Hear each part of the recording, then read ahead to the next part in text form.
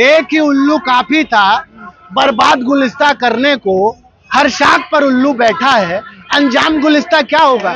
उस सिस्टम को निस्ते नाबूद कर दोगे, उसको ध्वस्त कर दोगे, और इसीलिए करोगे कि एक प्रधानमंत्री का सलाहकार जो सिरफिरा है, जो बिना सिर पैर की बात करता है, उसके हिसाब से देश चलेगा। प्रधानमंत्री को थूक के चाटना पड़ा और ये बिल वापस लेना पड़ा, लेकिन क्या हुआ?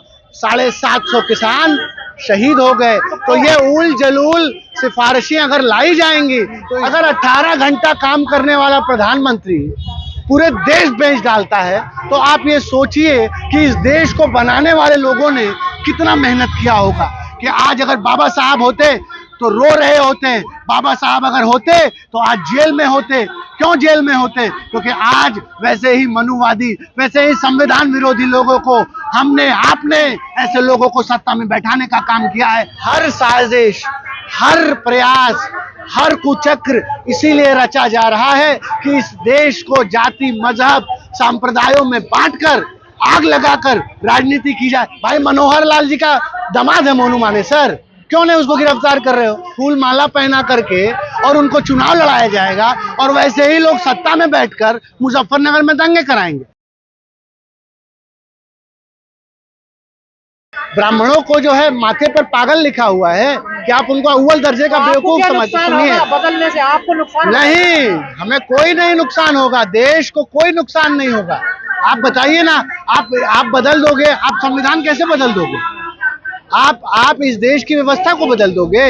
इस देश को चलाने वाले जो सिस्टम है, उस सिस्टम को निस्ते नाबूद कर दोगे, उसको ध्वस्त कर दोगे, और इसीलिए करोगे कि एक प्रधानमंत्री का सलाहकार जो सिरफिरा है, जो बिना सिर पैर की बात करता है, उसके हिसाब से देश चलेगा। आप बताइए कि तो पहले से चर्चाएं चल रही हैं। नहीं, ये कितने शर्म की बात है। सुनिए, एक और मराठे, हर्ष मराठे प्रधानमंत्री के सलाहकार थे। 2017 में उन्होंने कहा कि देश में 3 कृषि कानून ले आओ, जिससे कि देश के किसान की जो है आय दुगनी हो जाएगी। 2016 में इस पर कमेटी बनी, 2017 में ये फ्रेम हुआ, और प्रधानमंत्री और भाजपा ने इसको लॉ बना करके ले आया। देश में किसान आंदोलन हुए, 750 से अधिक किसान शहीद हुए, और प्रधानमंत्री को थूक के चाटना पड़ा और ये बिल वापस लेना पड़ा। लेकिन क्या हुआ?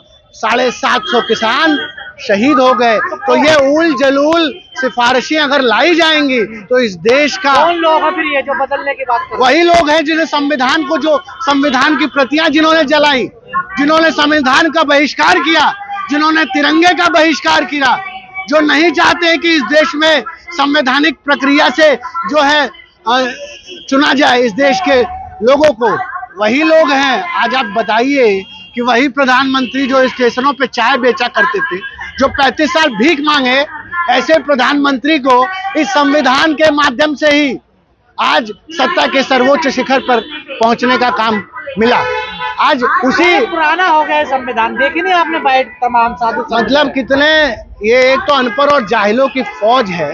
मतलब मैं कहना चाहूंगा कि एक, नहीं सुनिए, एक ही उल्लू काफी था बर्बाद गुलिस्ता करने को, हर शाख पर उल्लू बैठा है, अंजाम गुलिस्ता क्या होगा? अरे आप बताइए, जाहिलों और अनपढ़ों को आपने सत्ता दे दी। आज ये सत्ता चला तो नहीं सकते, लेकिन सत्ता को, इस देश को बर्बाद जरूर कर देंगे।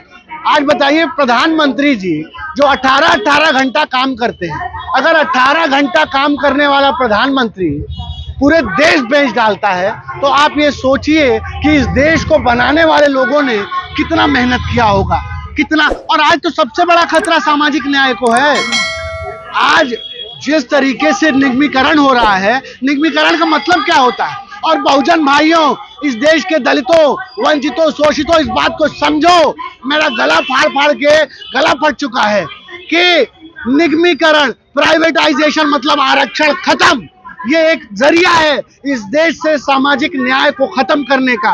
बाबा साहेब के उस कारवां को, जिस सामाजिक न्याय के कारवां को बाबा साहेब ने यहाँ तक लाया, उस कारवां को नष्ट करने, ध्वस्त करने का ये कार्यक्रम है संविधान बदलने। और अब तो ये खुलेआम कह रहे हैं। अरे ये ताकत इनको कहां से मिल रही है? इसलिए मिल रही है क्योंकि आज इस देश का बहुजन, इस देश का दबा कुचला, वंचित, शोषित घरों में बैठा हुआ है और उसे शर्म नहीं आ रही है कि आज अगर बाबा साहब होते तो रो रहे होते, बाबा साहब अगर होते तो आज जेल में होते। क्यों जेल में होते? क्योंकि आज वैसे ही मनुवादी, वैसे ही संविधान विरोधी लोगों को हमने, आपने, ये आप मत तोहमत किसी और पे तोहमत मत दीजिए, हमने और आपने ऐसे लोगों को सत्ता में बैठाने का काम किया है। और अब अगर इस देश को वो बर्बाद कर रहे हैं, बेच रहे हैं, तो इसके जिम्मेदार भी इस देश की करोड़ करोड़ जनता है। मोदी जी तो बड़ी दुआएं देते थे संविधान की, तो अब क्यों नहीं कार्रवाई कर रही है अपने सलाहकार पर? नहीं, आप समझिए, मोदी जी का अगर आप देखेंगे तो आजकल मोदी जी शगुफा छोड़ते हैं, भाजपा और आरएसएस शगुफा छोड़ती है, गहराई नापती है। जैसे तालाब में ईंट फेंक कर गहराई नापा जाता है कि तालाब कितना गहरा है, वैसे ही इन प्यादों के माध्यम से ये जो तथाकथित हिंदू संगठन के लोग हैं, ये तथाकथित इनके जो सलाहकार हैं, इनके माध्यम से शगुफा छोड़ा जाता है कि जनता में क्या फर्क पड़ रहा है। अब इन्होंने देखा कि संविधान बदलने की बात को लेकर के पूरा देश में जो है बहुजन, पूरे देश के नागरिक जो है एक होकर के इनका खिलाफत करने लगे, तो अब ये बदलने का काम नहीं करेंगे। इन्होंने बीच में सिविल कोड लाने का प्रयास किया, शगुफा छोड़ा, पूरी गोदी मीडिया पे डिबेट चालू करा दिया, पूरे गोदी मीडिया पर डिबेट चालू करा दिया सिविल कोड को लेकर। और जब देखा कि जनता का बहुत बड़ा विरोध खड़ा हो रहा है और भाई इधर तो 24 का चुनाव है, तो थूक के फिर चाट लिए, फिर सिविल कोड को ठंडे बस्ते में डाल दिया। सीए एनआरसी को देखा कि अरे साहब, सीए एनआरसी में तो सत्ता आंदोलन खड़ी हो जाएगी। तो आप समझिए, हर साजिश, हर प्रयास, हर कुचक्र इसीलिए रचा जा रहा है कि इस देश को जाति, मजहब, संप्रदायों में बांटकर, आग लगाकर राजनीति की जाए। आज देखिए ना, किसके कहने पर हरियाणा में आज जो है तमाम ये तथाकथित हिंदू संगठन के लोग कह रहे हैं कि यात्रा हम निकालेंगे। क्या मनोहर लाल खट्टर जो है, जो मुख्यमंत्री हैं, क्या वो जो है वो चूड़ियां पहने हुए हैं? इसकी हिमाकत हो गई ये बात कहने की। आज तो तमाम लोग वहां पर सौहार्द खराब कर रहे हैं इस बात को कहकर। क्या जरूरत है ब्रिजमंडल यात्रा निकालने की भाई? जहां पर गोलियां चल रही हैं, जहां भाई भाई के खून का प्यासा है, जहां पर जो है एक दूसरे को देखना पसंद लोग अभी नहीं कर रहे हैं, वहां पर इस तरीके की बात क्यों हो रही है? आप बताइए ना। ये जो लोग बात कर रहे हैं, मोनू मानेसर क्यों नहीं गिरफ्तार है भाई? भाई मनोहर लाल जी का दामाद है मोनू मानेसर, क्यों नहीं उसको गिरफ्तार कर रहे हो? ये वैसे ही आपने जो है कपिल मिश्रा, क्यों उसको जो है दुल्हा बना के भाजपा बैठाई हुई है? क्यों आज वो खुलेआम घूमकर जो है नफरत बांट रहा है? साध्वी प्राची जैसे लोग जो इनके सांसद हैं, कहते हैं कि भैया चाकू जो है का धार, हाँ, छुरी तेज करो, क्योंकि एक समुदाय के लोगों को काटना है। तो जब ऐसे बांटने वाले लोग सत्ता में बैठेंगे तो ये देश कहाँ जा रहा है साहब? ये खुद आप निर्णय लीजिए ना, आप निर्णय लीजिए। तृप्ता त्यागी का नाम सुना है? हाँ? वो किस तरीके से छोटे छोटे बच्चों को, नर्सरी में पढ़ने वाले बच्चों को मजहब के नाम पर बांट रही है और उनको जो है मानव बम बनाने का काम कर रहे हैं ये लोग। आप बताइए ना, इस तरीके का नफरत फैलाया जाएगा इस देश में? नफरत प्यार है, पहले ट्रेन में हुआ, अब ये स्कूलों में पहुंच गया। और आश्चर्य नहीं होगा जब तृप्ता त्यागी जैसे लोगों को माला पहनाकर, फूल माला पहना करके और उनको चुनाव लड़ाया जाएगा, और वैसे ही लोग सत्ता में बैठकर मुजफ्फरनगर में दंगे कराएंगे। ये कोई, तो आप समझिए कि आप तृप्ता त्यागी का गिरफ्तारी किससे मांग कर रहे हैं? उन्हीं लोगों से जो तृप्ता त्यागी खुद टीचर हैं, जो खुद ही तृप्ता त्यागी जैसे लोगों को अपने नर्सरी में पैदा कर रहे हैं, सींच रहे हैं। तो ये शर्म की बात है। और मुझे तो डर है मेरे भाई कि इस देश को, जो करोड़ों करोड़ संप्रदाय, हजारों हजार संप्रदाय, हजारों हजार भाषाओं से, हजारों हजार त्योहारों, रंगों से मिलकर बना है, इस देश को बर्बाद करने का एक बहुत बड़ा कुचक्र रचा जा रहा है।